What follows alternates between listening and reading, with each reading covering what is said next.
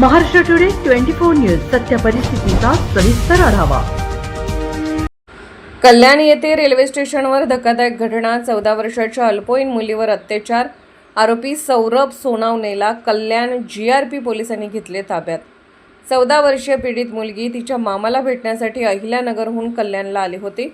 तिला कल्याणहून खोपोलीमध्ये तिच्या मामाच्या घरी जायचे होते। ती खोपोलीला जाण्यासाठी कल्याण रेल्वे स्टेशनवर ट्रेनची वाट पाहत होती।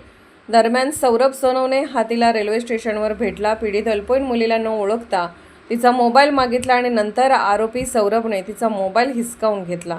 जेव्हा मुलीने तिचा मोबाईल फोन परत मागितला तेव्हा सौरभ म्हणाला की जर तिला तिचा मोबाईल फोन हवा असेल तर माझ्यासोबत पोलीस स्टेशनला चल असं सांगून पीडितेला पोलीस ठाण्यात नेण्याऐवजी सौरभ सोनावणेने तिला कल्याण रेल्वे यार्डात घेऊन गेला, ज्या ठिकाणी सौरभने तिच्यावर लैंगिक अत्याचार केला। ती अल्पवयीन मुलगी कशी तरी कल्याण रेल्वे पोलीस स्टेशनला पोहोचली व घडलेली हकीकत पोलिसांना सांगितले। तात्काळ पोलिसांनी कारवाई करत सीसीटीव्हीच्या मदतीने कल्याण रेल्वे क्राईम ब्रांच आणि जीआरपी पोलिसांनी सौरभला शोधून काढले व ताब्यात घेतले। गेल्या काही दिवसात महाराष्ट्रात अशा संतापजनक घटना घडत आहेत। यावर गृह खाते, पोलीस प्रशासन कडक कारवाई करत नसल्यामुळे अशा घटनांची पुनरावृत्ती होत आहे। महाराष्ट्र टुडे मराठीसाठी ब्यूरो रिपोर्ट कल्याण।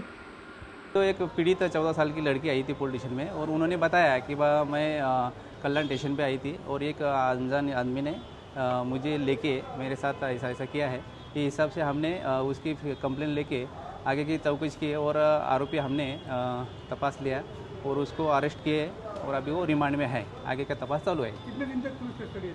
21 तारीख तक उसकी पुलिस कस्टडी है। आजच महाराष्ट्र टुडे 24 न्यूजला सबस्क्राइब करा आणि सत्य परिस्थितीचा सविस्तर आढावा पहा।